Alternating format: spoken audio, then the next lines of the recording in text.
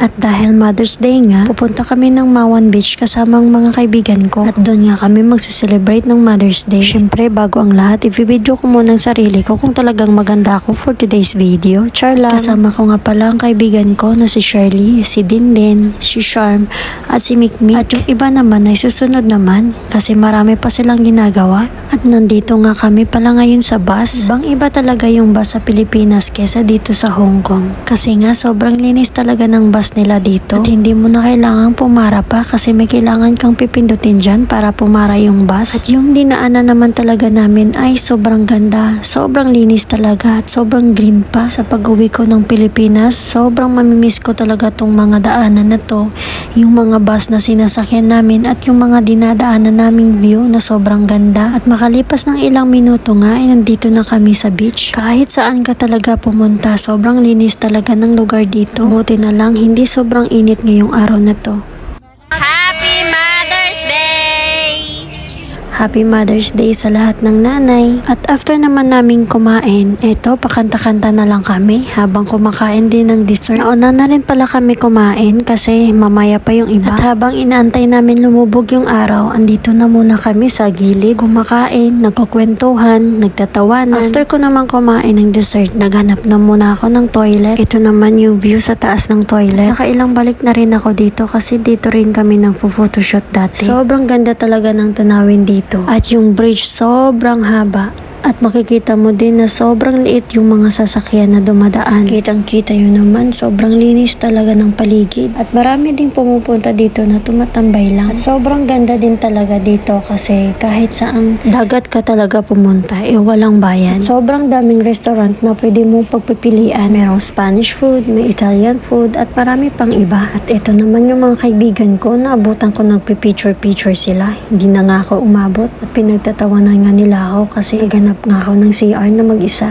At dumating na nga yung mga kaibigan namin. At pumunta nga kami sa harap ng dagat para gawin yung video na gusto namin. At habang busy naman sila, ako naman dito, finiflex ko yung suot ko. Nako, hayaan nyo na ako. Dito lang naman yun sa Hong Kong, sa Pilipinas kasi mahirap na. Ang daming sinasabi. Wala nga gustong maligo, kaya ako pumunta muna ako sa tubig. Niyaya ko nga yung kaibigan ko kaso ayaw daw niya maligo. Gusto ko nga sanang maligo kaso wag na lang kasi ako lang mag-isa. Kasi naman kahit saan naman kami pupunta, maglalaro talaga sila ng baraha. At ito naman kami, nagpipicture-picture na naman. Diba, paminsan-minsan lang naman kami pumupunta ng dagat. Pupunta lang talaga kami ng dagat para sa picture taking na yan. At hindi para maligo. Pero at least nag-e-enjoy ako na kahit ilang oras lang, makakalimutan ko yung mga problema ko. At kaya ko naman mag-enjoy kahit mag-isa ako sa buhay. Charot lang. Siyempre, may problema man o wala, masaya man o malungkot, gusto ko kasama ko pamilya ko. Hi, eto na naman tayo. Nagdadrama naman ako. So, ito na nga. Ito naman yung view sa paligid sa malapit sa amin. Medyo hapon na nga at wala ng araw kaya andito na kami. After namin maglaro sa tubig, andito na naman kami. Kakain na kami bago kami uuwi. Sa totoo niya, nagligpit talaga kami ng mabilisan kasi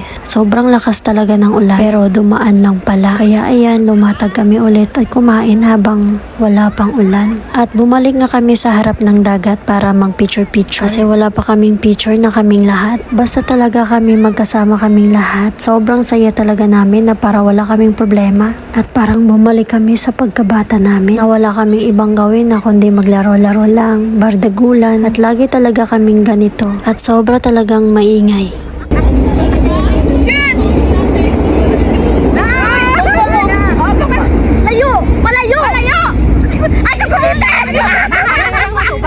Hindi may makita! Ora na! Diba? Daw ko pamusuan ba? Pamusuan ba? Salon ko titi niya! Agay!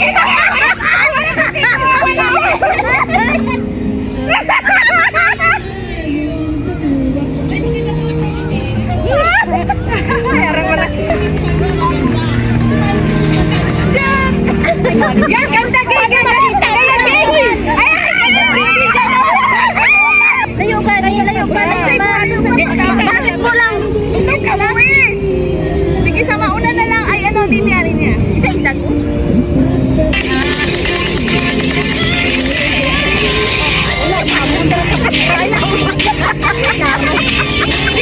Bulan niya ba? Para makuha.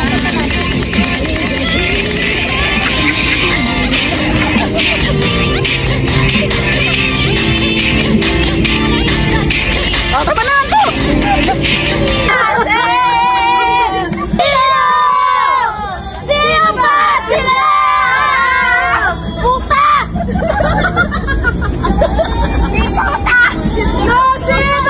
At sa sobrang pagod namin kasi sobrang saya namin, umuwi na nga kami kasi yung karamihan sa amin, mga kaibigan namin, sobrang layo pa talaga ng uuwian at para makapagpahinga na rin yung iba, pati na rin ako, nga masama pakiramdam ko dyan. Sa sobrang pagod nga at nakasakay na nga kami ng train, ayan, kitang kita yun naman, may naka-video pala. Sa sobrang pagod talaga namin kasi sobrang saya namin, gusto na rin namin magpahinga talaga, kaya umupo na lang kami dyan. Kitang kita yun naman sa sobrang saya ko.